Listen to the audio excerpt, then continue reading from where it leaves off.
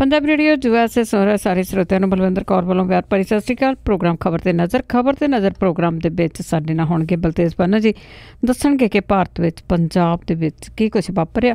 ਖਬਰਾਂ ਤੇ ਝਾਤ ਮਾਰਾਂਗੇ। ਸਭ ਤੋਂ ਪਹਿਲਾਂ ਧੰਨਵਾਦ ਕਰਨਾ ਚਾਹੁੰਦੇ ਸਾਡੇ ਸਪੋਂਸਰਸ ਜਿਨ੍ਹਾਂ ਨੇ ਇਸ ਪ੍ਰੋਗਰਾਮ ਨੂੰ ਸਪੋਂਸਰ ਕੀਤਾ, ਆਪ ਸਭ ਤੱਕ ਪਹੁੰਚਾਇਆ ਜੀ। ਸਾਊਥ ਵੈਸਟ ਫਾਰਮੇਸੀ ਵਾਲੇ ਬੇਕਸਫੀਲਡ ਤੋਂ, ਕਸ਼ਮੀਰ ਸਿੰਘ ਜੀ ਸੈਕਰਾਮੈਂਟੋ ਤੋਂ, ਹਰਵਿੰਦਰ ਸਿੰਘ ਸਮਰਾ ਜੁਬਾ ਸਿਟੀ, ਪ੍ਰੀਤਮ ਸਿੰਘ ਤੇ ਤਲਵਿੰਦਰ ਸਿੰਘ ਗਿਆਓ ਬੇਕਰਸਫੀਲਡ, ਜੱਸੀ ਗਿੱਲ ਪਲੰਬਿੰਗ ਵਾਲੇ ਤੇ ਲਾਲੀ ਸਿੱਧੂ ਜੀ ਬੇਕਰਸਫੀਲਡ ਤੋਂ, Mandeep Singh San Jose, Satnam Singh Shergill Selma, Ashanjit Singh Kaloti Yuba city, Gurdeep Singh Birdi Clovis, Khalsa insurance agency San Jose ਤੋਂ। ਬਹੁਤ ਬਹੁਤ ਇਹਨਾਂ ਦੇ ਧੰਨਵਾਦੀ, ਇਹਨਾਂ ਨੇ ਇਸ ਪ੍ਰੋਗਰਾਮ ਨੂੰ ਸਪੋਂਸਰ ਕੀਤਾ, ਆਪ ਸਭ ਤੱਕ ਪਹੁੰਚਾਇਆ ਜੀ।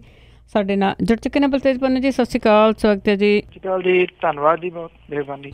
ਅਤੇ ਜੀ ਸਭ ਤੋਂ ਪਹਿਲਾਂ ਆਪਾਂ ਭਾਰਤ ਦੇ ਰਾਸ਼ਟਰਪਤੀ ਦੀ ਜੇ ਗੱਲ ਕਰੀਏ ਕਿ ਉਸ ਦੀ ਚੋਣ ਹੋਣੀ ਆ ਅਤੇ ਬੜੀਆਂ ਦੌੜਾਂ ਲੱਗੀਆਂ ਹੋਈਆਂ ਆ, ਅਤੇ ਉਹ ਜਿਹੜਾ ਜੋੜ ਤੋੜ ਆ ਉਹ ਜਰਾ ਕੁ ਤੇਜ਼ ਹੋਇਆ, ਕਾਫੀ ਜਿਹੜਾ ਜੀ ਉਹ ਤੇਜ਼ ਹੋਇਆ ਇਸ ਵੇਲੇ। ਖਾਸ ਤੌਰ ਦੇ ਉੱਤੇ ਭਾਰਤੀ ਜਨਤਾ ਪਾਰਟੀ ਜਿਹੜੀ ਹੈ ਜੀ ਉਹ ਪਰ ਤੋਲ ਰਹੀ ਆ ਇਹਦੇ ਵਾਸਤੇ ਕਿ ਕੀ ਜਿਹੜੀਆਂ ਉਹਦੀਆਂ ਸਹਿਯੋਗੀ ਪਾਰਟੀਆਂ ਨੇ ਉਹ ਉਹਦੇ ਨਾਲ ਡਟ ਕੇ ਖੜ ਜਾਣਗੀਆਂ, ਔਰ ਇਹ ਨਹੀਂ ਦੱਸ ਰਹੀ ਕਿ ਉਹਨੇ ਕੈਂਡੀਡੇਟ ਜਿਹੜਾ ਜੀ ਉਹ ਕਿਹਨੂੰ ਬਣਾਉਣਾ।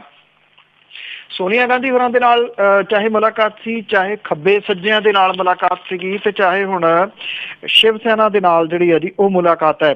ਇਹਨਾਂ ਸਾਰਿਆਂ ਨੇ ਜਿਹੜਾ ਜੀ ਜਵਾਬ ਇੱਕ ਦਿੱਤਾ ਜਿਹਦੇ ਨਾਲ ਝਟਕਾ ਵੀ ਜਿਹੜਾ ਉਹ ਲੱਗ ਰਿਹਾ ਭਾਰਤੀ ਜਨਤਾ ਪਾਰਟੀ ਨੂੰ ਕਿ ਪਹਿਲਾਂ ਕੈਂਡੀਡੇਟ ਦੱਸੋ, ਫਿਰ ਅਗਲੀ ਗੱਲ ਜਿਹੜੀ ਹੈ ਜੀ ਉਹ ਕਰਾਂਗੇ। ਭਾਰਤੀ ਜਨਤਾ ਪਾਰਟੀ ਵਾਲੇ ਜਿਹੜੀ ਹੈ ਜੀ ਉਹ ਕਮਿਟਮੈਂਟ ਲੈਣੀ ਚਾਹੁੰਦੇ ਆ ਪਾਰਟੀਆਂ ਤੋਂ ਕਿ ਸਰਬਸੰਮਤੀ ਇਸ ਇਸ਼ੂ ਦੇ ਉੱਤੇ ਜਿਹੜੀ ਹੈ ਜੀ ਉਹ ਬਣਾ ਲਈ ਜਾਵੇ। ਪਰ ਇਸ ਪੱਖੋਂ ਸ਼ੈਤਾਨੀ ਜਿਹੜੀ ਹੈ ਜੀ ਉਹ ਇਹ ਕਰ ਰਹੇ ਆ ਕਿ ਜੇ ਇਹ ਪਾਰਟੀਆਂ ਕਮਿਟ ਜਿਹੜਾ ਜੀ ਉਹ ਕਰ ਦਿੰਦੀਆਂ ਨੇ ਤੇ ਫਿਰ ਜਿਹੜਾ ਜੀ ਉਹਨਾਂ ਨੂੰ ਗੱਠਜੋੜ ਦਾ ਜਿਹੜਾ ਜੀ ਉਹ ਤਰਲਾ ਪਾ ਕੇ ਗੱਠਜੋੜ ਦਾ ਦਬਕਾ ਜਿਹੜਾ ਜੀ ਉਹ ਮਾਰ ਕੇ ਤੇ ਫਿਰ ਜਿਹੜਾ ਮਨਪਸੰਦ ਆਪਣਾ ਕੈਂਡੀਡੇਟ ਜਿਹੜਾ ਉਹ ਲਿਆਂਦਾ ਜਾ ਸਕਦਾ। ਅੱਜ ਤੇ ਕੱਲ੍ਹ ਨੂੰ ਇੱਕ ਮੀਟਿੰਗ ਜਿਹੜੀ ਹੈ ਜੀ ਉਹ ਭਾਰਤੀ ਜਨਤਾ ਪਾਰਟੀ ਨੇ ਆਪਣੇ ਸੰਸਦ ਮੈਂਬਰਾਂ ਦੀ ਜਿਹੜੀ ਸੱਦੀ ਆ, ਜਿਹਦੇ ਵਿੱਚ ਸੰਭਾਵੀ ਰੂਪ ਦੇ ਵਿੱਚ ਜਿਹੜੇ ਕੈਂਡੀਡੇਟ ਆ ਜੀ ਉਹਦਾ ਚਰਚਾ ਜਿਹੜਾ ਉਹ ਹੋ ਸਕਦਾ। ਔਰ ਇਹਦੇ ਵਿੱਚ ਇਹ ਦੱਸਿਆ ਜਾ ਰਿਹਾ ਜੀ ਕਿ 20 ਜਾਂ 21 ਜੂਨ ਨੂੰ ਐਲਾਨ ਜਿਹੜਾ ਜੀ ਉਹ ਕੀਤਾ ਜਾਊਗਾ। 23 ਜੂਨ ਤੱਕ ਨਾਮਜ਼ਦਗੀ ਜਿਹੜੀ ਹੈ ਜੀ ਉਹ ਦਾਇਰ ਕੀਤੀ ਜਾਊਗੀ। ਪਾਰਟੀ ਨੇ 4 ਸੈੱਟ ਬਣਾ ਕੇ ਹਰ ਇੱਕ ਦੇ ਵਿੱਚ 60 ਪ੍ਰਸਤਾਵਿਤ ਤੇ 60 ਤਈਦ ਜਿਹੜੇ ਕਰਨ ਵਾਲੇ ਆ ਉਹਨਾਂ ਨੂੰ ਸ਼ਾਮਲ ਜਿਹੜਾ ਉਹ ਕੀਤਾ।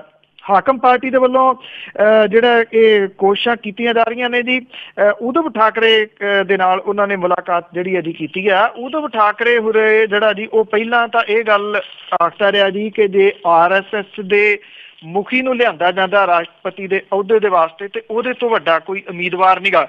ਪਰ ਪਿਛਲੇ ਦਿਨਾਂ ਤੋਂ ਜਿਹੜਾ ਪੈਂਤੜਾ ਥੋੜਾ ਬਦਲਿਆ ਸ਼ਿਵ ਸੈਨਾ ਵਾਲਿਆਂ ਨੇ, ਉਹ ਇਸ ਵੇਲੇ ਜਿਹੜਾ ਜੀ ਸਵਾਮੀਨਾਥਨ ਨੂੰ ਅੱਗੇ ਕਰਨ ਦੀ ਕੋਸ਼ਿਸ਼ ਦੇ ਵਿੱਚ ਨੇ, ਔਰ ਇਹ ਕਹਿ ਰਹੇ ਨੇ ਕਿ ਜਿਹਨੇ ਕਿਸਾਨਾਂ ਦੇ ਵਾਸਤੇ ਹਾਂ ਦਾ ਨਾਅਰਾ ਮਾਰਿਆ, ਜਿਹਨੇ ਕਿਸਾਨਾਂ ਨੂੰ ਜਿਹੜਾ ਸੀਗਾ ਜੀ ਉਹਨਾਂ ਨੂੰ ਨਵੇਂ ਜਿਹੜੀਆਂ ਤਜਰਬਿਆਂ ਦੀ ਗੱਲ ਜਿਹੜੀ ਉਹ ਆਖੀ, ਉਸ ਬੰਦੇ ਨੂੰ ਮੁਲਕ ਜਿਹੜਾ ਜੀ ਉਹ ਦੇਣਾ ਚਾਹੀਦਾ। ਇਸ ਪੈਂਤੜੇ ਤੋਂ ਬਾਅਦ ਜਿਹੜੀ ਭਾਰਤੀ ਜਨਤਾ ਪਾਰਟੀ ਹੈ ਜੀ ਉਹ ਮਿਲ ਦੇ ਵਾਸਤੇ ਦੇ ਪ੍ਰਧਾਨ ਜਿਹੜੇ ਉਹ ਗਏ ਸੀਗੇ।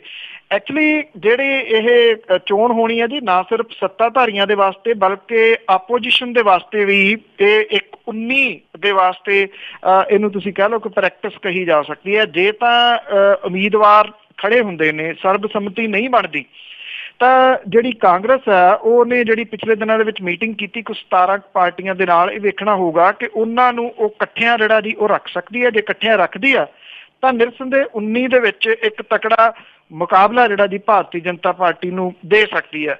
ਜੇ ਭਾਰਤੀ ਜਨਤਾ ਪਾਰਟੀ ਵਾਲੇ ਆਪਣਾ ਉਮੀਦਵਾਰ ਜਿਹੜਾ ਜੀ ਉਹ ਜਿਤਾ ਜਾਂਦੇ ਨੇ ਤੇ ਨਿਰਸੰਦੇਹ ਇਹ ਫਿਰ ਵਿਰੋਧੀ ਪਾਰਟੀਆਂ ਦੇ ਵਾਸਤੇ ਇੱਕ ਤਕੜਾ ਝਟਕਾ ਜਿਹੜਾ ਉਹ ਲੱਗੂਗਾ। ਸੋ ਇਹਨੂੰ ਇੱਕ ਕਿਸਮ ਦੇ ਨਾਲ 19 ਦੀ ਰਿਹਰਸਲ ਦੇ ਤੌਰ ਦੇ ਉੱਤੇ ਵੀ ਵੇਖਿਆ ਜਾ ਸਕਦਾ, ਔਰ ਅਗਲੇ 2-3 ਦਿਨ ਜਿਹੜਾ ਜੀ ਉਹ ਸਰਗਰਮੀਆਂ ਦਾ ਕੇਂਦਰ ਦਿੱਲੀ ਰਹੂਗੀ ਰਾਸ਼ਟਰਪਤੀ ਦੇ ਉਮੀਦਵਾਰ ਦੀ ਚੋਣ ਦੇ ਵਾਸਤੇ ਜੀ।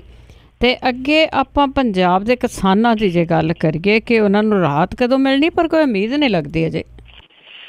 देखो अज बेशक जिहड़ी है जी कैप्टन सरकार दी जिहड़ी अहम मीटिंग है और इहदे विच कर्जा मुआफी बारे जिहड़ा जी वो विचार वटांदरा खुल के जिहड़ा वो करन दे आसार जिहड़े आ जी वो बने हुए आ। विधान सभा दे विच कैप्टन अमरिंदर सिंह होरां ने राजपाल दे धन्नवाद मते दे उत्ते बहस जिहड़ी है जी उहनूं समेटना जिहदे विच वो कर्जिਆਂ संबंधी कोई ऐलान जिहड़ा वो कर सकदे आ। कर्ज माफी बारे कई अहम गल्लां उह तो अगले दिन भाव के भड़के जिहड़ा बजट पेश होना उहदे विच जिहड़ा जी वो होण दी संभावना है। मनप्रीत सिंह बादल होरां ने पहलां ही ये इशारा कीता कि बजट आउण दिओ, बजट दे विच असीं कुछ रकम जिहड़ी है जी वो राखवी रखांगे। किसानां सिर पए कर्जे दे बोझ नूं एक वारी दे बजट दे विच ला देना पॉसीबल जिहड़ा जी वो नहीं है, क्योंकि सरकार दी आमदन तो वध किते ज़्यादा जिहड़ा जी वो खर्चा हो रहा ते उहदे कोले जिहड़ा जी एक दूसरा जिहड़ा बहाना वड्डा है वो ये आ कि जिहड़ी डॉक्टर हक वाली जिहड़ी कमेटी आ उहदी अजे रिपोर्ट नहीं आई। वो 2 महीने का समा उस कमेटी का जिहड़ा जी होर वध गया। ये भी सरकार जिहड़ी है जी वो कहूगी कि असी पैसे जिहड़े आ जी राखवे रखे जा सकते हैं बजट दे विच। ये कह दूगी कि इन्ना असी चंक जिहड़ा जी साइड ते उत्ते करांगे, वो रखने ये तां है नहीं भी कैश जिहड़े पैसे आ वो पए आ। जो लगदा आ वो ये होऊगा कि डॉक्टर हक वाली कमेटी की रिपोर्ट आ लैण दिओ, उदों बाद जिहड़ा जी असीं लागू करांगे। भाव कि अगले 2-3 महीने जिहड़ा जी वो बहुत घੱਟ उम्मीद है कि किसी किस्म की कोई राहत जिहड़ी आ वो किसानां नूं मिल सकती है। देखो एक दूसरी गल जिहड़ी वड्डी ये आ कि ये पॉसीबल नहीं है कि किसानां दे कर्जे दे उत्ते लीक जिहड़ी है जी वो फेर दित्ती जाऊगी। हाँ इन्ना जरूर है कि जिहड़ी हक वाली डॉक्टर हक होरां वाली जिहड़ी कमेटी आ वो किहो जिहियां जिहड़े सुझाव दिंदी है इहदे उत्ते निर्भर करूगा भी किन्ने किल्लियां वाले जिहड़े किसान ने 2 वाले जां 4 वाले जिहड़े ने उन्हां नूं किहो जी राहत जिहड़ी दित्ती जावे। वड्डे जिहड़े किसान ने उन्हां नूं राहत नहीं मिलूगी, वैसे मिलनी चाहिदी भी नहीं, पर हाल दी घड़ी ये है जी कि ये उलझा लिया जाऊगा अगले कुछ महीनों के वास्ते।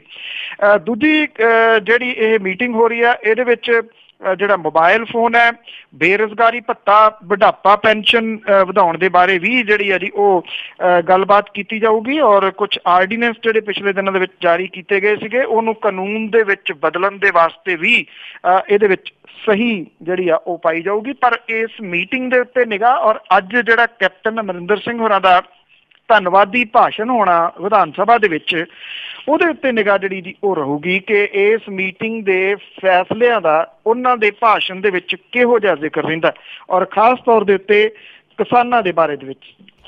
हाँ जी भाषण भी देखते हाँ तो पर जी अगली खबर आ कि आप पहला भी करते आए हैं कि जड़ियाँ सड़कां आ बंदे खानियां बन गई। पिछले 24 घंटिया के 6 हादसे हुए तो बहुत सारे जड़े प्राणी आ इस दुनिया नूं छड्ड गए।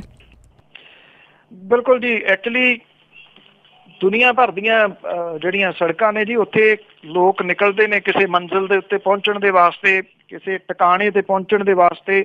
शायद पंजाब एक इस तरह का सूबा हैगा जी जिथे लोग जिहड़े वो निकलते ने मरन दे वास्ते और वो ना अपनी परवाह करते हैं ना दूजिਆਂ ਦੀ ਜਿਹੜੀ ਹੈ ਜੀ ਉਹ सड़क ਦੇ ਉੱਤੇ परवाह करते हैं। ਵਹੀਕਲ ਜਿਹੜਾ जी इन्ना हो गया कि एक सीरीज़ नंबर ਦੀ शुरू ਹੁੰਦੀ ਆ ਤੇ ਉਹ ਖਤਮ ਜਿਹੜੀ ਆ ਉਹ ਹਫ਼ਤਿਆਂ ਦੇ ਵਿੱਚ ਹੀ ਹੋ ਜਾਂਦੀ ਆ ਔਰ ਤੇਜ਼ੀ ਦੇ ਨਾਲ ਜਿਹੜੇ ਵਹੀਕਲ ਨੇ ਉਹ ਸੜਕਾਂ ਦੇ ਉੱਤੇ ਆ ਰਹੇ ਨੇ। ਸੜਕਾਂ ਉਹੀ ਨੇ ਔਰ ਸੜਕਾਂ ਜਿਹੜੀਆਂ ਨੇ ਜੀ ਉਹਨਾਂ ਦੇ ਉੱਤੇ ਜਿਹੜੇ ਹਾਦਸੇ ਨੇ ਉਹ ਡੇ ਬਾਈ ਡੇ ਵੱਧਦੇ ਤੁਰੇ ਜਾਂਦੇ ਨੇ। ਸੈਂਸ ਨਹੀਂ ਆਈ, ਵਹੀਕਲ ਜਿਹੜੇ ਜੀ ਉਹ ਜ਼ਰੂਰ ਆ ਗਏ ਪਰ ਸੈਂਸੀਬਲ ਡਰਾਈਵਿੰਗ ਤੇ ਪੰਜਾਬ ਦੀਆਂ ਸੜਕਾਂ ਸ਼ਾਇਦ ਇਹ ਦੋ ਚੀਜ਼ਾਂ ਜਿਹੜੀਆਂ आपस ਦੇ ਵਿੱਚ ਮਿਲ ਹੀ ਨਹੀਂ ਸਕਦੀਆਂ। ਜੇ ਕੋਈ ਸਵੇਰ ਦਾ ਗਿਆ ਹੋਇਆ ਜੀ ਸ਼ਾਮ ਨੂੰ ਘਰੇ ਮੁੜ ਆਉਂਦਾ ਤੇ ਇਹ ਲੱਕੀ ਸਮਝਿਆ ਜਾਂਦਾ ਕਿ ਉਹ ਸਹੀ ਸਲਾਮਤ ਜਿਹੜਾ ਜੀ ਉਹ ਘਰ ਮੁੜ ਆਇਆ। ਤੋ ਇਹ ਵੱਡੀ ਪ੍ਰਾਪਤੀ ਜਿਹੜੀ ਹੋ ਜਾਂਦੀ। ਪਿਛਲੇ 24 ਘੰਟਿਆਂ ਦੇ ਵਿੱਚ 6 ਹਾਦਸੇ ਹੋਏ ਆ, 16 ਡੈਥ ਜਿਹੜੀਆਂ ਜੀ ਪੰਜਾਬ ਦੀਆਂ ਸੜਕਾਂ ਦੇ ਉੱਤੇ ਹੋਈਆਂ ਨੇ ਜੀ ਔਰ ਇਹ ਵੱਖ-ਵੱਖ ਥਾਵਾਂ ਦੇ ਉੱਤੇ ਹਾਦਸੇ ਜਿਹੜੇ ਆ ਜੀ ਵਾਪਰੇ ਆ। ਸ਼ਾਹਕੋਟ ਦੇ ਵਿੱਚ ਹਾਦਸਾ ਵਾਪਰਿਆ, ਫਿਰੋਜ਼ਪੁਰ ਦੇ ਵਿੱਚ ਹਾਦਸਾ ਵਾਪਰਿਆ, ਪੱਟੀ ਮੋਗਾ ਇੱਥੇ ਪਟਿਆਲਾ ਦੇ ਵਿੱਚ ਹਾਦਸਾ ਜਿਹੜਾ ਵਾਪਰਿਆ ਜਿੱਥੇ ਨੂੰਹ ਤੇ ਸੱਸ ਜਿਹੜੀਆਂ ਸੀਗੀਆਂ ਜੀ ਉਹ ਵਿਆਹ ਤੋਂ ਆ ਰਹੀ ਜਿਹੜੀ ਗੱਡੀ ਸੀ ਉਹ ਇਹੀ ਨਹੀਂ ਪਤਾ ਵੀ ਕਾਹਦੇ 'ਚ ਉਹ ਜਿਹੜੀ ਉਹ ਵੱਜੀ ਆ। ਉੱਥੇ 2 ਜਣਿਆਂ ਦੀ ਇੱਥੇ ਡੈਥ ਜਿਹੜੀ ਹੈ ਜੀ ਹੋਈ ਆ। ਫਿਰੋਜ਼ਪੁਰ ਦੇ ਵਿੱਚ ਦਰਖਤ ਦੇ ਨਾਲ ਕਾਰ ਜਿਹੜੀ ਟਕਰਾਈ, ਇਹਦੇ 'ਚ ਇੱਕੋ ਪਰਿਵਾਰ ਦੇ 3 ਜੀ ਜਿਹੜੇ ਜੀ ਉਹ ਤੁਰ ਗਏ। ਪੱਟੀ ਦੇ ਵਿੱਚ ਕਾਰ ਤੇ ਮੋਟਰਸਾਈਕਲ ਦੀ ਟੱਕਰ ਦੇ ਵਿੱਚ 3 ਹਲਾਕ ਹੋਏ ਤੇ 1 ਜਣਾ ਜਿਹੜਾ ਜੀ ਉਹ ਜ਼ਖਮੀ ਹੋਇਆ। ਇਹ ਚਾਰ ਚੁਫੇਰੇ ਦੀਆਂ ਜਿਹੜੀਆਂ ਜੀ ਉਹ ਖਬਰਾਂ ਨੇ। ਦੇਖੋ ਜਿਹੜੀਆਂ ਟਰਾਂਸਪੋਰਟ ਨੀਤੀ ਆ ਉਹਦੇ ਬਾਰੇ ਬੜਾ ਕੁਛ ਜਿਹੜਾ ਜੀ ਹੁਣ ਤਾਂ 3 ਸਾਲ ਆਲਮੋਸਟ ਹੋ ਗਏ ਜੀ ਸੁਣਦਿਆਂ, ਜਿਉਂ ਸਰਕਾਰ ਸੈਂਟਰ ਦੇ ਵਿੱਚ ਬਣੀ ਆ ਤੇ ਨਵੀਂ ਟਰਾਂਸਪੋਰਟ ਨੀਤੀ ਜਿਹੜੀ ਬਣ ਗਈ ਆ ਤੇ ਬਸ ਉਹ ਜਲਦੀ ਆ ਰਹੀ ਆ। ਉਹਦੇ ਵਿੱਚ ਬੜੇ ਸਖਤ ਕਾਨੂੰਨ ਜਿਹੜੇ ਜੀ ਉਹ ਹੋਣਗੇ। ਉਹ ਕਦੋਂ ਆਉਣੀ ਆ ਇਹ ਨਹੀਂ ਕਿਸੇ ਨੂੰ ਜਿਹੜਾ ਜੀ ਉਹ ਪਤਾ। ਸਪੀਡ ਗਵਰਨਰ ਦੀ ਜਿੱਥੇ ਤੱਕ ਗੱਲ ਆ, ਜਿਹੜੇ ਪ੍ਰਾਈਵੇਟ ਬੱਸਾਂ ਦੇ ਵਿੱਚ ਲੱਗਣੇ ਸੀ, ਸੁਪਰੀਮ ਕੋਰਟ ਰੌਲਾ ਪਾ ਕੇ ਜਿਹੜਾ ਜੀ ਉਹ ਥੱਕ ਗਈ। ਸਪੀਡ ਗਵਰਨਰ ਉਹਨਾਂ ਦੇ ਵਿੱਚ ਨਹੀਂ ਲੱਗ ਸਕੇ ਜੀ, ਕਿਉਂਕਿ ਜਿਹੜੇ ਪ੍ਰਾਈਵੇਟ ਬੱਸਾਂ ਵਾਲੇ ਨੇ ਇਹ ਹਾਦਸਿਆਂ ਲਈ ਬਹੁਤ ਵੱਡੇ ਜ਼ਿੰਮੇਵਾਰ ਨੇ। ਜਿਹੜੇ ਲੋਕ ਜਿਹੜੇ ਆਰਾਮ ਦੇ ਨਾਲ ਲਾਇਸੈਂਸ ਜਿਨ੍ਹਾਂ ਨੂੰ ਘਰ ਬੈਠੇ ਹੀ ਮਿਲ ਜਾਂਦਾ, ਕੋਈ ਟੈਸਟ ਵਗੈਰਾ ਨਹੀਂ ਹੈਗਾ ਜੀ, ਔਰ ਉਹ ਜਦੋਂ ਵਹੀਕਲ ਲੈ ਆਉਂਦੇ ਆ ਕੋਈ 8-10 ਲੱਖ ਰੁਪਈਏ ਵਾਲਾ, ਤਾਂ ਫਿਰ ਉਹ ਇਹ ਸਮਝਦੇ ਆ ਕਿ ਜਿਹੜੀਆਂ ਸੜਕਾਂ ਨੇ ਉਹ ਅਸੀਂ ਮੁੱਲ ਲੈ ਲਈਆਂ, ਇੱਥੇ ਹੁਣ ਕਿਸੇ ਹੋਰ ਨੂੰ ਚੱਲਣ ਦਾ ਕੋਈ ਅਧਿਕਾਰ ਨਹੀਂ ਰਿਹਾ। ਸੋ ਕੋਈ ਨਿਯਮ ਕੋਈ ਕਾਨੂੰਨ ਜਿਹੜਾ ਜੀ ਉਹ ਪੰਜਾਬ ਦੀਆਂ ਸੜਕਾਂ ਦੇ ਉੱਤੇ ਹੈ ਨੀ ਗਾ, ਜਿਹਦੇ ਕਰਕੇ ਲੋਕ ਰੋਜ਼ ਮੌਤ ਦੇ ਮੂੰਹ ਪੈ ਰਹੇ ਆ। ਹੈਰਾਨੀ ਵਾਲੀ ਗੱਲ ਇਹ ਹੈ ਕਿ ਤੁਸੀਂ ਕਿਸੇ ਹਾਦਸੇ ਦੇ ਕੋਲੋਂ ਲੰਘੋ ਤੇ ਲੋਕ ਉੱਥੇ ਸਲੋ ਹੋ ਕੇ ਉਸ ਹਾਦਸੇ ਦੇ ਬਾਰੇ ਕਹਿੰਦੇ ਵੀ ਮਰੇ ਹੋਣਗੇ ਵੀ ਕਾਫੀ ਜਣੇ, ਔਰ ਐਟਲੀਸਟ ਘੱਟੋ ਘੱਟ ਨਹੀਂ ਤੁਸੀਂ ਕੋਈ 3 ਜਾਂ 4 ਕਿਲੋਮੀਟਰ ਤੁਸੀਂ ਜਾਓ ਤੇ ਉਸ ਤੋਂ ਬਾਅਦ ਉਹੀ ਵਹੀਕਲ ਵਾਲੇ ਜਿਹੜੇ ਉਸ ਹਾਦਸੇ ਤੇ ਦੁੱਖ ਪ੍ਰਗਟਾ ਰਹੇ ਹੁੰਦੇ ਆ, ਉਹ ਕਮਲਿਆਂ ਵਾਂਗੂ ਫੇਰ ਜਿਹੜੀ ਆ ਜੀ ਉਹ ਗੱਡੀ ਚਲਾਉਣੀ ਸ਼ੁਰੂ ਕਰ ਦਿੰਦੇ ਨੇ। ਸੋ ਇਹ ਕਿਸਮਤ ਵਾਲਾ ਦਿਨ ਹੀ ਹੁੰਦਾ ਜੀ ਰੋਜ਼ ਹੀ, ਜਦੋਂ ਤੁਸੀਂ ਘਰੇ ਜਿਹੜਾ ਪਰਤ ਆਉਂਦੇ ਹੋ ਸੁਰੱਖਿਅਤ ਬਿਨਾਂ ਕਿਸੇ ਹਾਦਸੇ 'ਚ ਸ਼ਾਮਲ ਹੋਏ ਜੀ। ਤੇ ਅੱਗੇ ਆਪਾਂ ਗੱਲ ਕਰਦੇ ਹਾਂ ਕਪੜਿਆਂ ਦੀ ਜੀ। ਤੇ ਮੋਹਾਲੀ ਦੇ ਏਅਰਪੋਰਟ ਦੀ ਜ਼ਮੀਨ ਨੂੰ ਹੱਥ ਲਾਇਆ ਤੇ ਉਹਦੇ ਵਿੱਚ ਵੀ ਕੱਪੜੇ ਦਿਸ ਰਹੇ ਜੀ। ਬਿਲਕੁਲ ਜੀ, ਹਰ ਜਗ੍ਹਾ ਦੇ ਉੱਤੇ ਹੀ ਜਿਹੜਾ ਜੀ ਉਹ ਘਪਲਾ ਹੈ, ਜਿਹਨੂੰ ਮਰਜ਼ੀ ਤੁਸੀਂ ਜਿਹੜਾ ਹੱਥ ਲਾ ਲਓ। ਕੱਲ ਆਪਾਂ 915 ਕਰੋੜ ਦੇ ਘਪਲੇ ਦੀ ਗੱਲ ਕੀਤੀ ਸੀਗੀ। ਇੱਥੇ ਹੁਣ ਪਿੰਡ ਝੂਰਹੇੜੀ ਸੀਗਾ ਜੀ, ਉਹਦੇ ਵਿਕਾਸ ਦੇ ਵਾਸਤੇ ਜਾਰੀ ਹੋਏ ਕਰੋੜਾਂ ਰੁਪਈਏ ਦੀ ਜਿਹੜੀ ਹੇਰਾਫੇਰੀ ਦੀ ਵਿਜੀਲੈਂਸ ਜਾਂਚ ਕਰਾਉਣ ਦੀ ਮੰਗ ਜਿਹੜੀ ਹੈ ਜੀ ਉਹਨੇ ਜ਼ੋਰ ਫੜਿਆ।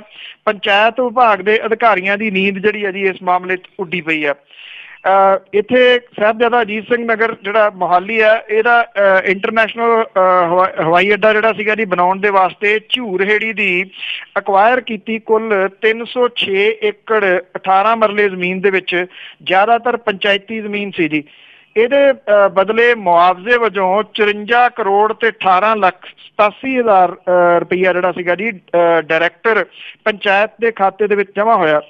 ਇਸ ਰਕਮ ਦੇ ਵਿੱਚੋਂ ਪਿੰਡ ਦੇ ਵਿਕਾਸ ਦੇ ਵਾਸਤੇ ਕੋਈ 25 ਕਰੋੜ ਰੁਪਈਏ ਜਾਰੀ ਹੋਏ ਜਿਹੜਾ ਉਹ ਦੱਸੇ ਗਏ ਆ।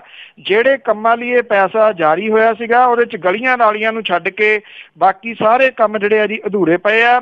5 ਕਰੋੜ ਰੁਪਈਆ ਜ਼ਿਲ੍ਹਾ ਪਰਿਸ਼ਦ ਬਠਿੰਡਾ ਨੂੰ ਭੇਜ ਦਿੱਤਾ ਗਿਆ ਇੱਥੋਂ ਜੀ, ਔਰ ਨਿਯਮਾਂ ਦੇ ਮੁਤਾਬਕ ਇਹ ਪੈਸਾ ਜ਼ਿਲ੍ਹੇ ਤੋਂ ਬਾਹਰ ਲਾਇਆ ਹੀ ਨਹੀਂ ਜਾ ਸਕਦਾ ਜੀ। ਇਹ RTI ਕਿਸੇ ਨੇ ਪਾਈ ਤੇ ਉੱਥੋਂ ਜਿਹੜਾ ਜੀ ਖੁਲਾਸਾ ਹੋਇਆ ਵੀ ਆਹ ਜਦੋਂ 5 ਕਰੋੜ ਘਟਿਆ ਦੇਖਿਆ ਤਾਂ ਉਹ ਕਹਿੰਦੇ ਜੀ ਇਹ ਬਠਿੰਡੇ ਜਿਹੜਾ ਉਹ ਚਲੇ ਗਿਆ। ਤਾਂ ਹੁਣ ਜਿਹੜੇ ਇਹ ਪਿੰਡ ਵਾਲੇ ਆ ਜੀ ਉਹ ਇਸ ਮਾਮਲੇ ਦੀ ਜਾਂਚ ਜਿਹੜੀ ਵਿਜੀਲੈਂਸ ਵਿਭਾਗ ਤੋਂ ਕਰਾਉਣ ਦੀ ਮੰਗ ਜਿਹੜੀ ਆ ਉਹ ਕਰ ਰਹੇ ਆ। ਉਹਨਾਂ ਨੂੰ ਇਹੋ ਲੱਗਦਾ ਹੈ ਕਿ ਗੱਲ ਸਿਰਫ 5 ਕਰੋੜ ਰੁਪਈਏ ਦੀ ਨਹੀਂ ਆ, ਇਹ ਜ਼ਿਆਦਾ ਪੈਸਾ ਜਿਹੜਾ ਜੀ ਇੱਥੋਂ ਦੂਜੇ ਜਗ੍ਹਾ ਦੇ ਉੱਤੇ ਗਿਆ। ਔਰ ਉਹ ਇਹ ਵੀ ਕਹਿੰਦੇ ਆ ਜੀ ਕਿ ਇੱਥੇ ਜਿਹੜਾ ਘਪਲਾ ਸੀਗਾ ਜੀ ਮਾਰਕੀਟ ਰੇਟ ਤੋਂ ਘੱਟ ਜਿਹੜਾ ਜ਼ਮੀਨ ਦਾ ਉਹ ਦਿੱਤਾ ਗਿਆ ਵੀ ਪੰਚਾਇਤ ਦੇ ਖਾਤੇ 'ਚ ਹੀ ਜਾਣਾ, ਤੇ ਅੱਗੋਂ ਜਿਹੜੇ ਪੈਸੇ ਨੇ ਉਹ ਦਲਾਲਾਂ ਨੇ ਵੱਧ ਕਮਾਏ ਜਿਹੜੇ ਉਹ ਦੱਸੀਦੇ ਨੇ।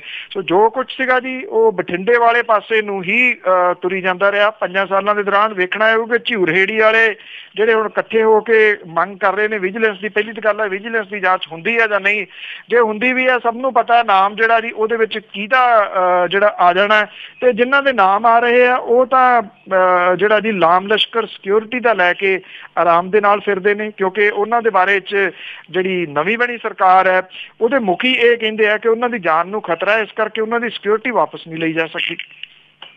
ਬਿਲਕੁਲ ਜੀ। ਬਾਕੀ ਤੁਸੀਂ ਬਠਿੰਡੇ ਵਾਲੀ ਗੱਲ ਕੀਤੀ, ਅਸੀਂ ਤਾਂ ਸੁਣਿਆ ਬਠਿੰਡਾ ਜਿੱਦਾਂ ਰਾਜਧਾਨੀ ਹੁੰਦੀ ਹੈ ਜੀ। ਤੇ ਅੱਗੇ ਆਪਾਂ ਨਵੀਂ ਟਰਾਂਸਪੋਰਟ ਨੀਤੀ ਦੀ ਜੇ ਗੱਲ ਕਰੀਏ ਤਾਂ ਉਸ ਤੋਂ ਸਰਕਾਰੀ ਬੱਸਾਂ ਨੂੰ ਕੋਈ ਬਹੁਤਾ ਲਾਭ ਨਹੀਂ ਹੋਵੇਗਾ।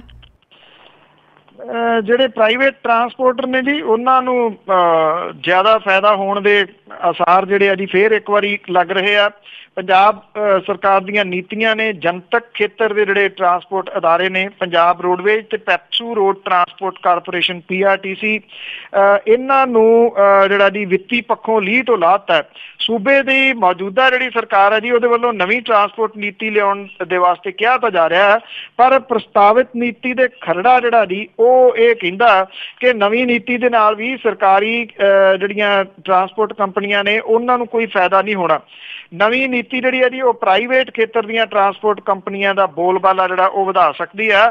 ਨਵੀਂ ਨੀਤੀ ਜਿਹੜੀ ਆ ਰਹੀ ਆ ਇਹਦੇ ਵਿੱਚ ਸਭ ਤੋਂ ਵੱਡਾ ਨੁਕਤਾ ਇਹੀ ਸਾਹਮਣੇ ਆ ਰਿਹਾ ਜੀ ਕਿ ਕੌਮੀ ਤੇ ਰਾਜ ਮਾਰਗਾਂ ਦੇ ਉੱਤੇ ਪ੍ਰਾਈਵੇਟ ਤੇ ਸਰਕਾਰੀ ਖੇਤਰ ਦੀਆਂ ਕੰਪਨੀਆਂ ਨੂੰ ਬਰਾਬਰ ਦੇ ਰੂਟ ਪਰਮਿਟ ਅਲਾਟ ਕਰਕੇ ਮੁਕਾਬਲੇਬਾਜ਼ੀ ਨੂੰ ਉਤਸ਼ਾਹਿਤ ਕਰਨ ਦਾ ਫੈਸਲਾ ਕੀਤਾ ਗਿਆ ਔਰ ਇਸ ਵੇਲੇ ਕੁੱਲ ਬੱਸਾਂ ਦਾ 60% ਹਿੱਸਾ ਸਰਕਾਰੀ ਟਰਾਂਸਪੋਰਟ ਕੰਪਨੀਆਂ ਦੀਆਂ ਬੱਸਾਂ ਦਾ ਤੇ ਪ੍ਰਾਈਵੇਟ ਬੱਸਾਂ ਦੇ ਹਿੱਸੇ 40% ਪਰਮਿਟ ਆਉਂਦੇ ਆ।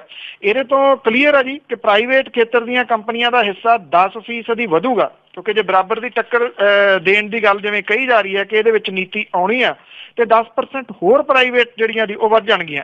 ਪੰਜਾਬ ਦੇ ਵਿੱਚ ਜ਼ਿਆਦਾਤਰ ਪ੍ਰਾਈਵੇਟ ਟਰਾਂਸਪੋਰਟ ਕੰਪਨੀਆਂ ਦੇ ਮਾਲਕ ਜਿਹੜੇ ਆ ਜੀ ਉਹ ਸਿਆਸਤਦਾਨ ਨੇ। ਸਾਬਕਾ ਮੁੱਖ ਮੰਤਰੀ ਪ੍ਰਕਾਸ਼ ਸਿੰਘ ਬਾਦਲ ਦੇ ਪਰਿਵਾਰ ਨਾਲ ਸੰਬੰਧਿਤ ਕੰਪਨੀਆਂ ਦੇ ਕੋਲੇ ਬੱਸਾਂ ਦਾ ਵੱਡਾ ਹਿੱਸਾ। ਬੱਸ ਕੰਪਨੀਆਂ ਦੀ ਮਾਲਕੀ ਦੇ ਵਿੱਚ ਕਾਂਗਰਸੀ ਵੀ ਪਿੱਛੇ ਨਹੀਂ ਹੈਗੇ। ਪੰਜਾਬ ਸਰਕਾਰ ਦੀ ਜਿਹੜੀ ਟਰਾਂਸਪੋਰਟ ਨੀਤੀ ਨਵੀਂ ਸੰਭਾਵੀ ਰੂਪ ਚ ਆ ਰਹੀ ਆ ਵਿੱਚ ਮਿੰਨੀ ਬੱਸਾਂ ਦੀ ਸਮਰੱਥਾ ਜਿਹੜੀ ਉਹ 40 ਸੀਟਾਂ ਤੱਕ ਕੀਤੀ ਜਾ ਰਹੀ ਆ। ਇਹ ਕਿਹਾ ਜਾ ਰਿਹਾ ਜੀ ਕਿ ਮਿੰਨੀ ਬੱਸਾਂ ਦੇ ਪਰਮਿਟ ਦੇ ਵਿੱਚ ਸਰਕਾਰੀ ਤੇ ਪ੍ਰਾਈਵੇਟ ਕੰਪਨੀਆਂ ਦੇ ਦਰਮਿਆਨ ਕੋਈ ਪੈਮਾਨਾ ਨਹੀਂ ਹੋਊਗਾ। ਜਿਹੜਾ ਵੀ ਚਾਹੇ ਪਰਮਿਟ ਹਾਸਲ ਕਰਕੇ ਬੱਸ ਜਿਹੜੀ ਹੈ ਜੀ ਉਹ ਚਲਾ ਸਕਦਾ। ਔਰ ਨਵੀਂ ਨੀਤੀ ਦੇ ਵਿੱਚ ਸਰਕਾਰ ਦੇ ਵੱਲੋਂ ਦਾਅਵਾ ਕੀਤਾ ਜਾ ਰਿਹਾ ਕਿ ਪਰਮਿਟਾਂ ਦੀ ਟੈਂਡਰਿੰਗ ਜਿਹੜੀ ਹੈ ਜੀ ਉਹ ਹੋਊਗੀ। ਟੈਂਡਰਿੰਗ ਜਿਹੜੀ ਹੈ ਜੀ ਹੁਣੇ ਰੇਤਾ ਵਾਲੀ ਜਿਹੜੇ ਲੋਕਾਂ ਨੇ ਦੇਖੀ ਸੁਣੀ ਆ ਪੜ੍ਹੀ ਆ ਉਹ ਇਹ ਸਮਝਦੇ ਆ ਜੀ ਕਿ ਟੈਂਡਰਿੰਗ ਦੇ ਵਿੱਚ ਸਗੋਂ ਦੂਸਰੀ ਟੈਂਡਰਿੰਗ ਦੇ ਨਾਲੋਂ ਵੱਡਾ ਧੋਖਾ ਜਿਹੜਾ ਜੀ ਉਹ ਹੋਣ ਦੇ ਆਸਾਰ ਨੇ। ਜੀ ਕੁਛ ਤਾਂ ਹੋਊਗਾ ਜੀ। ਤੇ ਅੱਗੇ ਆਪਾਂ ਇੰਦਰਜੀਤ ਸਿੰਘ ਦੀ ਗੱਲ ਕਰਦੇ ਹਾਂ ਕਿ ਉਸ ਦਾ ਜਿਹੜਾ ਮਾਮਲਾ ਆ ਤੇ ਉਸ ਦੇ ਉੱਤੇ ED ਦੀ ਨੇੜਿਓਂ ਨਜ਼ਰ। ਚਲੀ ਜੀ ਇਸ ਮਾਮਲੇ ਦੇ ਵਿੱਚ ਜਿਹੜਾ ਇੰਦਰਜੀਤ ਸਿੰਘ ਫੜਿਆ ਉਹਦੀਆਂ ਮੁਸ਼ਕਲਾਂ ਤਾਂ ਡੇ ਬਾਈ ਡੇ ਜਿਹੜੀਆਂ ਜੀ ਉਹ ਵੱਧਦੀਆਂ ਤੁਰੀਆਂ ਜਾ ਰਹੀਆਂ ਨੇ। ਜਿਹੜੇ ਰਾਜਜੀਤ ਸਿੰਘ ਸੀਗਾ ਜੀ ਉਹਦੇ ਤੋਂ ਪੁੱਛਗਿੱਛ ਜਿਹੜੀ ਆ ਉਹ ਹੋਈ ਆ ਔਰ ਇਹ ਵੀ ਕਿਹਾ ਜਾ ਰਿਹਾ ਜੀ ਕਿ ਦੋ ਜਿਹੜੇ ਆਫੀਸਰ ਨੇ ਜਿਹੜੇ ਇਹਦੇ ਉੱਪਰ ਦੇ ਰੈਂਕ ਦੇ ਜਿਹੜੇ ਆ ਜੀ ਉਹ ਦੱਸੇ ਜਾਂਦੇ ਨੇ ਹਾਈ ਰੈਂਕ ਦੇ, ਉਹਨਾਂ ਤੋਂ ਵੀ ਪੁੱਛਗਿੱਛ ਜਿਹੜੀ ਆ ਜੀ ਉਹ ਸੰਭਵ ਹੁੰਦੀ ਜਿਹੜੀ ਉਹ ਲੱਗ ਰਹੀ ਆ। ਉਹਦਾ ਕਾਰਨ ਇਹ ਆ ਕਿ ਇੰਦਰਜੀਤ ਨੇ ਜਿਹੜੇ ਆ ਜੀ ਉਹ ਖੁਲਾਸੇ ਕੀਤੇ ਨੇ ਕੁਝ ਇਹਨਾਂ ਦੇ ਨਾਲ ਨੇੜਤਾ ਦੇ। ਰਾਜਜੀਤ ਸਿੰਘ ਤੋਂ ਤਾਂ ਕਰਕੇ ਪੁੱਛਗਿੱਛ ਕੀਤੀ ਗਈ ਆ ਕਿ ਜਿੱਥੇ ਜਿੱਥੇ ਰਾਜਜੀਤ ਸਿੰਘ ਜਾਂਦੇ ਸਨ SSP ਵਜੋਂ ਤੇ ਇੰਦਰਜੀਤ ਸਿੰਘ ਨਾਲ ਦੀ ਨਾਲ ਅਗਲੇ ਦਿਨ ਉੱਥੇ ਜਿਹੜਾ ਜੀ ਉਹ ਜੁਆਇਨ ਕਰ ਲੈਂਦਾ ਸੀਗਾ। ਨਸ਼ਿਆਂ ਤੇ ਅਸਲੇ ਦੇ ਮਾਮਲੇ ਦੇ ਵਿੱਚ ਫੜਿਆ ਗਿਆ ਜਿਹੜਾ ਸਾਬਕਾ ਇੰਸਪੈਕਟਰ ਹੈ ਜੀ ਇੰਦਰਜੀਤ ਸਿੰਘ। ਇਸ ਮਾਮਲੇ ਦੇ ਵਿੱਚ ਹੁਣ ਜਿਹੜੀ ED ਆ ਇਨਫੋਰਸਮੈਂਟ ਡਾਇਰੈਕਟੋਰੇਟ ਉਹ ਵੀ ਨੇੜੇ ਤੋਂ ਨਿਗਾਹ ਜਿਹੜੀ ਹੈ ਜੀ ਉਹ ਰੱਖ ਰਹੀ ਹੈ। ਖਾਸ ਤੌਰ ਦੇ ਉੱਤੇ ਇੰਦਰਜੀਤ ਦੀਆਂ ਜਿਹੜੀਆਂ ਪ੍ਰਾਪਰਟੀਜ਼ ਨੇ ਉਹਦੀਆਂ ਜਿਹੜੀਆਂ ਪਰਤਾਂ ਖੁੱਲ ਰਹੀਆਂ ਨੇ ਉਹਦੇ ਤੋਂ ਬਾਅਦ ਇਹ ਜਿਹੜੇ ED ਦੇ ਅਧਿਕਾਰੀ ਨੇ ਇਹ ਚੌਕਸ ਹੋਏ ਨੇ ਔਰ ED ਦੇ ਮੁੱਖ ਦਫ਼ਤਰ ਦਿੱਲੀ ਦੇ ਵੱਲੋਂ ਜਿਹੜੀਆਂ ਜੀ ਹਦਾਇਤਾਂ ਦਿੱਤੀਆਂ ਗਈਆਂ ਨੇ ਕਿ ਇਹਨੂੰ ਬਿਲਕੁਲ ਕਲੋਜ਼ਲੀ ਵਾਚ ਕੀਤਾ ਜਾਵੇ। STF ਦੇ ਵੱਲੋਂ ਜਿਹੜੇ ਵੱਡੇ ਪੁਲਿਸ ਆਫੀਸਰ ਨੇ ਉਹਨਾਂ ਨੂੰ ਜਿਹੜਾ ਜੀ ਉਹ ਤਲਬ ਕੀਤਾ ਜਾ ਰਿਹਾ ਜਿਹਦੇ ਕਰਕੇ ਕਿਹਾ ਜਾ ਰਿਹਾ ਜੀ ਕਿ ਨਸ਼ਿਆਂ ਦੀ ਇਹ ਜਿਹੜੀ ਖੇਡ ਚੱਲ ਰਹੀ ਸੀਗੀ ਜਿਹਦੇ ਚ ਪੈਸਾ ਬਣਾਉਣ ਵਾਲੀ, ਇਹਦੇ ਚ ਇੰਦਰਜੀਤ ਇੱਕ ਮੋਹਰਾ ਜਾਪਦਾ। ਇਹਦੇ ਪਿੱਛੇ ਜਿਹੜੇ ਨੇ ਜੀ ਉਹ ਕੁਝ ਵੱਡੇ ਆਫੀਸਰ ਨੇ ਜਿਹਦੇ ਕਰਕੇ ਇਨਫੋਰਸਮੈਂਟ ਡਾਇਰੈਕਟੋਰੇਟ ਜਿਹੜੀ ਆ ਉਹ ਇਹਦੇ ਉੱਤੇ ਕਲੋਜ਼ਲੀ ਨਿਗਾਹ ਰੱਖ ਰਹੀ ਹੈ। ਖਾਸ ਤੌਰ ਦੇ ਉੱਤੇ ਦੁਆਬੇ ਦੇ ਖੇਤਰ ਦੇ ਵਿੱਚ ਫੜੇ ਗਏ ਹੁਣ ਤੱਕ ਜਿਹੜੇ ਨਸ਼ਾ ਸਮਗਲਰ ਜਿਹੜਾ ਆਈਸ ਡਰੱਗ ਵਾਲਾ ਮਾਮਲਾ ਸੀਗਾ ਉਸ ਦੀਆਂ ਤਾਰਾਂ ਜਿਹੜੀਆਂ ਜੀ ਉਹ ED ਇਸ ਇੰਦਰਜੀਤ ਦੇ ਨਾਲ ਜੋੜਨ ਦੇ ਯਤਨਾਂ ਦੇ ਵਿੱਚ ਹੈ ਕਿ ਇਹ ਕਿਤੇ ਨਾ ਕਿਤੇ ਤਾਰਾਂ ਜਿਹੜੀਆਂ ਉਹ ਮਿਲਦੀਆਂ ਹੋ ਸਕਦੀਆਂ ਨੇ ਜਿੱਥੋਂ 200 ਕਰੋੜ ਦੀ ਆਈਸ ਡਰੱਗ ਜਿਹੜੀ ਆ ਉਹ ਫੜੀ ਗਈ ਸੀਗੀ। ED ਜਿਹੜੀ ਆ ਜੀ ਇਸ ਇੰਦਰਜੀਤ ਸਿੰਘ ਵਾਲੇ ਸਾਰੇ ਮਾਮਲੇ ਦੀ ਵੱਖਰੇ ਤੌਰ ਦੇ ਉੱਤੇ ਇਨਵੈਸਟੀਗੇਸ਼ਨ ਜਿਹੜੀ ਆ ਜੀ ਇਸ ਪੱਖੋਂ ਵੀ ਕਰ ਰਹੀ ਹੈ ਕਿ ਜਿਹੜਾ 6000 ਕਰੋੜ ਰੁਪਏ ਦਾ ਡਰੱਗ ਰੈਕਟ ਜਿਹੜਾ ਉਹ ਫੜਿਆ ਗਿਆ ਸੀਗਾ ਉਹਦੀਆਂ ਤਾਰਾਂ ਵੀ ਇਹਦੇ ਨਾਲ ਕਿਤੇ ਨਾ ਕਿਤੇ ਆ ਕੇ ਜਿਹੜੀਆਂ ਜੀ ਉਹ ਜੁੜ ਸਕਦੀਆਂ ਨੇ, ਕਿਉਂਕਿ ਉਦੋਂ ਇਹਨਾਂ ਨੂੰ ਹੱਥ ਨਹੀਂ ਪਿਆ। ਹੁਣ ਜਿਹੜਾ ਇੰਦਰਜੀਤ ਨੂੰ ਹੱਥ ਪੈਣ ਤੋਂ ਬਾਅਦ ED ਇਹ ਸਮਝਦੀ ਹੈ ਕਿ ਹੱਥ ਪਿਆ ਹੀ ਆ ਤੇ ਇਹਦੇ ਵਿੱਚ ਉਹ ਵੀ ਆਪਣੀ ਜਾਂਚ ਜਿਹੜੀ ਹੈ ਜੀ ਉਹ ਕਰੇ। ਸੋ ਦੇਖਦੇ ਹਾਂ ਜੀ ਜਿਹੜੀ ਇਹ STF ਹੈ ਜਿਵੇਂ ਜਿਸ ਤਰੀਕੇ ਦੇ ਨਾਲ ਰਾਜਜੀਤ ਸਿੰਘ ਤੋਂ ਪੁੱਛਗਿੱਛ ਹੋਈ ਹੈ ਜਾਂ 2 ਹੋਰ ਅਫਸਰਾਂ ਦਾ ਨਾਮ ਆ ਰਿਹਾ ਵੱਡਿਆਂ ਦਾ ਕਿ ਉਹਨਾਂ ਤੋਂ ਪੁੱਛਗਿੱਛ ਹੋ ਸਕਦੀ ਹੈ, ਉਹਦੇ ਤੋਂ ਬਾਅਦ ਇੱਕ ਤਰਥੱਲੀਤਾ ਜਿਹੜੀ ਹੈ ਜੀ ਉਹ ਮਚੀ ਹੋਈ ਆ ਅਫਸਰੀ ਜਿਹੜਾ ਤਬਕਾ ਉਹਦੇ ਵਿੱਚ। ਪਰ ਇਹ ਸਾਰੀ ਜਾਂਚ ਦੇ ਵਿੱਚੋਂ ਨਿਕਲਦਾ ਕੀ ਹੈ, ਇਹ ਬਹੁਤ ਵੱਡਾ ਜਿਹੜਾ ਜੀ ਉਹ ਸਵਾਲ ਹੋਊਗਾ। ਹਾਂ ਇੰਨਾ ਆ ਕਿ ਇਹ ਪਹਿਲੀ ਵਾਰੀ ਹੈ ਜੀ ਕਿ ਇਸ ਰੈਂਕ ਦੇ ਅਫਸਰਾਂ ਨੂੰ ਵੀ ਪੁੱਛਗਿੱਛ ਦੇ ਵਿੱਚ ਸ਼ਾਮਲ ਕੀਤਾ ਜਾ ਰਿਹਾ। ਬਿਲਕੁਲ ਜੀ, ਇਹ ਸ਼ੁਰੂ ਤੋਂ ਹੀ 1984 ਦੇ ਵਿੱਚ ਵੀ ਬਹੁਤੀ ਪੁਲਿਸ ਹੀ ਇਸ ਤਰ੍ਹਾਂ ਦੀ ਸੀਗੀ ਅਤੇ ਜੋ ਪਿਛਲੇ 10 ਸਾਲਾਂ ਵਿੱਚ ਹੋਇਆ ਉਹ ਵੀ ਸਾਰਿਆਂ ਦੇ ਸਾਹਮਣੇ। ਅਤੇ ਅੱਗੇ ਭਾਗੀ ਬਾਦਰ ਪਿੰਡ ਦੀ ਜੇ ਗੱਲ ਕਰੀਏ, ਜਿਹੜਾ ਕਾਂਡ ਹੋਇਆ ਸੀਗਾ ਜੀ, ਇੱਕ ਨਸ਼ਾ ਤਸਕਰ ਵੱਢ ਕੇ ਟੋਟੇ ਕਰਕੇ ਮਾਰ ਦਿੱਤਾ ਸੀਗਾ, ਅਤੇ ਉਸ ਦੇ ਨਜ਼ਦੀਕੀ ਅਤੇ ਪੁਲਿਸ ਆਮੋ ਸਾਹਮਣੇ। ਐਕਚੁਅਲੀ ਜੀ ਇਹ ਜਿਹੜਾ ਮਾਰਿਆ ਗਿਆ ਸੀਗਾ ਵਿਨੋਦ ਕੁਮਾਰ ਉਰਫ ਮੋਨੂ ਅਰੋੜਾ, ਇਹਦੀ ਅੰਤਮ ਅਰਦਾਸ ਸੀਗੀ ਜੀ, ਔਰ ਜਿਹੜੇ ਇਹਦੇ ਪਰਿਵਾਰ ਦੇ ਮੈਂਬਰ ਸੀਗੇ ਉਹਨਾਂ ਨੇ ਇਹ ਐਲਾਨ ਕੀਤਾ ਹੋਇਆ ਸੀਗਾ ਕਿ ਜੇ ਉਹਦੇ ਭੋਗ ਤੱਕ ਜਿਹੜੇ ਉਹਨੂੰ ਮਾਰਨ ਵਾਲੇ ਨੇ ਉਹ ਫੜੇ ਨਾ ਗਏ ਤਾਂ ਉਹ ਸਮੂਹਕ ਰੂਪ ਦੇ ਵਿੱਚ ਆਤਮ ਹੱਤਿਆ ਕਰ ਲੈਣਗੇ। ਤੋ ਜਿਹਦੇ ਕਰਕੇ ਪੁਲਿਸ ਵਗੈਰਾ ਜਿਹੜੀ ਜੀ ਉਹ ਤਾਇਨਾਤ ਸੀਗੀ। ਇਹਨਾਂ ਨੇ ਇਹਦੇ ਰਿਸ਼ਤੇਦਾਰ ਜਿਹੜੇ ਸੀਗੇ ਜੀ ਅੰਤਮ ਰਸਮਾਂ ਤੋਂ ਬਾਅਦ ਇਹਨਾਂ ਨੇ ਸਲਾਹ ਕਰਕੇ ਜਾ ਕੇ ਬਠਿੰਡਾ ਤਲਵੰਡੀ ਸਾਬੋ ਹਾਈਵੇ ਦੇ ਉੱਤੇ ਜਿਹੜਾ ਜੀ ਉਹ ਚੱਕਾ ਜਾਮ ਕਰਤਾ। ਸਰਕਾਰ ਤੋਂ ਇਲਾਵਾ ਹਲਕਾ ਵਿਧਾਇਕ ਜਿਹੜੇ ਜੀ ਉਹਦੇ ਖਿਲਾਫ ਨਾਅਰੇਬਾਜ਼ੀ ਇੱਥੇ ਕੀਤੀ ਗਈ। ਜਿਹੜਾ ਇਹ ਮੋਨੂ ਅਰੋੜਾ ਸੀਗਾ ਜੀ, ਇਹਦੇ ਪਿਓ ਨੇ ਜਿਹੜਾ ਕਿ ਜ਼ਮਾਨਤ ਤੇ ਬਠਿੰਡੇ ਜੇਲ੍ਹ ਚੋਂ ਆਇਆ, ਉਹ ਵੀ ਚਿੱਟੇ ਦੀ ਸਮਗਲਿੰਗ ਦੇ ਮਾਮਲੇ ਦੇ ਵਿੱਚ ਜਿਹੜਾ ਜੀ ਉਹ ਜੇਲ੍ਹ 'ਚ ਹੈ। ਉਹਨੇ ਇਹ ਦੋਸ਼ ਲਾਇਆ ਜੀ ਕਿ ਪੁਲਿਸ ਜਿਹੜੀ ਆ ਉਹ ਮੁਲਜ਼ਮਾਂ ਦਾ ਪੱਖ ਪੂਰ ਰਹੀ ਆ। ਉਹਨੇ ਇਹ ਕਿਹਾ ਕਿ ਮੋਨੂ ਦੇ ਸੰਸਕਾਰ ਮੌਕੇ ਪੁਲਿਸ ਨੇ ਮੁਲਜ਼ਮਾਂ ਦੀ ਗ੍ਰਿਫਤਾਰੀ ਲਈ 7 ਦਿਨ ਦਾ ਸਮਾਂ ਮੰਗਿਆ ਸੀ, ਅਜੇ ਤੱਕ ਕੋਈ ਗ੍ਰਿਫਤਾਰੀ ਜਿਹੜੀ ਆ ਜੀ ਉਹ ਨਹੀਂ ਹੋਈ। ਜਦੋਂ ਇਹ ਉੱਥੇ ਲਾ ਕੇ ਬੈਠੇ ਸੀਗੇ ਜੀ ਧਰਨਾ ਔਰ ਟ੍ਰੈਫਿਕ ਰੋਕ ਰਹੇ ਸੀਗੇ ਤਾਂ ਬਠਿੰਡੇ ਤੋਂ ਆਏ SP ਰੈਂਕ ਦੇ ਆਫਿਸਰ ਨੇ ਇਹਨਾਂ ਨੂੰ ਇਹ ਕਿਹਾ ਜੀ ਵੀ ਜੇ ਉਹਨਾਂ ਨੇ ਧਰਨਾ ਨਾ ਚੁੱਕਿਆ ਤੇ ਉਹਨਾਂ ਦੇ ਉੱਤੇ ਕੇਸ ਜਿਹੜੇ ਆ ਜੀ ਉਹ ਦਰਜ ਹੋਣਗੇ ਤੇ ਵੱਖਰੇ ਜਿਹੜੇ ਜੀ ਇਹ ਧਰਨਾ ਲਾਉਣ ਦੇ, ਕਿਉਂਕਿ ਉਹ ਟ੍ਰੈਫਿਕ ਨੂੰ ਰੋਕ ਰਹੇ ਨੇ। ਉਦੋਂ ਬਾਅਦ ਪੁਲਿਸ ਤੇ ਧਰਨਾਕਾਰੀ ਜਿਹੜੇ ਸੀਗੇ ਜੀ ਇੱਕ ਟਾਈਮ ਇਹ ਲੱਗਦਾ ਸੀਗਾ ਕਿ ਲਾਠੀਚਾਰਜ ਵਗੈਰਾ ਹੋ ਸਕਦਾ, ਪਰ ਟਲ ਗਿਆ। ਪੁਲਿਸ ਨੇ ਇਹ ਕਿਹਾ ਜੀ ਕਿ 10 ਦਿਨ ਦਾ ਸਮਾਂ ਉਹਨਾਂ ਨੂੰ ਹੋਰ ਚਾਹੀਦਾ ਔਰ 10 ਦਿਨ ਦੇ ਸਮੇਂ ਦੇ ਉੱਤੇ ਜਿਹੜੇ ਮੋਨੂ ਦੇ ਰਿਸ਼ਤੇਦਾਰ ਸੀਗੇ ਜੀ ਉਹ ਵੀ ਪੱਟ ਗਏ ਇਸ ਗੱਲ ਨੂੰ ਲੈ ਕੇ ਕਿ 10 ਦਿਨਾਂ ਦੇ ਵਿੱਚ ਜਿਹੜੀ ਪੁਲਿਸ ਹੈ ਉਹ ਜਿਹੜਾ ਮੋਨੂ ਅਰੋੜਾ ਸੀਗਾ ਇਹਨੂੰ ਮਾਰਨ ਵਾਲਿਆਂ ਨੂੰ ਗ੍ਰਿਫਤਾਰ ਕਰ ਲਵੇ। ਸੋ ਪੁਲਿਸ ਨੂੰ ਪਤਾ ਜੀ ਕਿ ਪਹਿਲਾਂ ਤਾਂ ਸੰਸਕਾਰ ਜਿਹੜਾ ਜੀ ਉਹ ਕਰਵਾ ਲਿਆ ਤੇ ਮੁੜ ਕੇ ਹੁਣ ਜਿਹੜਾ ਜੀ ਭੋਗ ਤੇ ਅੰਤਮ ਰਸਮਾਂ ਹੋ ਗਈਆਂ, ਨਾ ਇਹਨੇ ਰਿਸ਼ਤੇਦਾਰ ਮੁੜ ਕੇ ਜਿਹੜੇ 10 ਦਿਨਾਂ ਤੋਂ ਬਾਅਦ ਜੁੜਨ ਤੇ ਨਾ ਕੁਛ ਹੋਵੇ। ਸੋ ਉਹਨੇ ਇਸ ਮਾਮਲੇ ਨੂੰ ਟਾਲਣ ਦੇ ਵਾਸਤੇ ਜਿਹੜਾ ਜੀ ਟਾਲ ਲਿਆ ਤਕਰੀਬਨ ਜੀ। ਤੇ ਜੇ ਹੁਣ ਆਪਾਂ ਅਖਬਾਰਾਂ ਦੀ ਜੇ ਗੱਲ ਕਰੀਏ, ਪੰਜਾਬ ਦੀਆਂ ਅਖਬਾਰਾਂ ਜਾਂ ਪੂਰੇ ਭਾਰਤ ਭਰ ਦੀਆਂ ਅਖਬਾਰਾਂ ਜਾਂ ਦੇਖੀਏ ਤੇ ਅਖਬਾਰਾਂ ਦਾ ਨਜ਼ਰੀਆ ਕੁਛ ਬਦਲਿਆ ਕ੍ਰਿਕਟ ਦੀ ਜਗ੍ਹਾ ਤੇ ਹਾਕੀ ਦੀ ਜ਼ਿਆਦਾ ਆਈ ਤੇ ਹਾਕੀ ਵਾਲਿਆਂ ਦੀਆਂ ਪਿਕਚਰਾਂ ਲੱਗ ਗਈਆਂ। ਬਿਲਕੁਲ ਜੀ, ਇਹ ਤੁਸੀਂ ਇਹ ਕਹਿ ਲਓ ਕਿ ਸੁਣੀ ਗਈ ਵਿਚਾਰਿਆਂ ਦੀ। ਹਾਕੀ ਵਾਲਿਆਂ ਦੀ ਤਾਂ ਕੋਈ ਖਬਰ ਲਾਉਣ ਨੂੰ ਜਿਹੜਾ ਜੀ ਉਹ ਤਿਆਰ ਨਹੀਂ ਗਾ। ਇੱਥੇ ਤਾਂ ਪਿਛਲੇ 3 ਦਿਨਾਂ ਤੋਂ ਜੰਗ ਦਾ ਮੈਦਾਨ ਜਿਹੜਾ ਜੀ ਉਹ ਚੈਨਲਾਂ ਨੇ ਬਣਾਇਆ ਹੋਇਆ ਸੀਗਾ ਜੀ।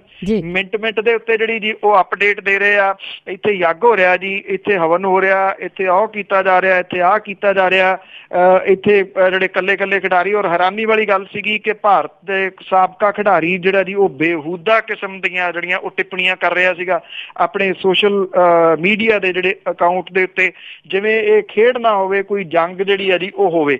ਤੇ ਇਸ ਫਾਈਨਲ ਮੈਚ ਦੇ ਵਿੱਚ ਦੇਖੋ ਇੱਕ ਟੀਮ ਨੇ ਜਿੱਤਣਾ ਹੁੰਦਾ, ਇੱਕ ਨੇ ਹਾਰਨਾ ਹੁੰਦਾ। ਜਿਹੜਾ ਬੈਟਰ ਖੇਡੂਗਾ, ਜਿਹੜਾ ਵਧੀਆ ਖੇਡੂਗਾ ਉਹ ਜਿੱਤੂਗਾ।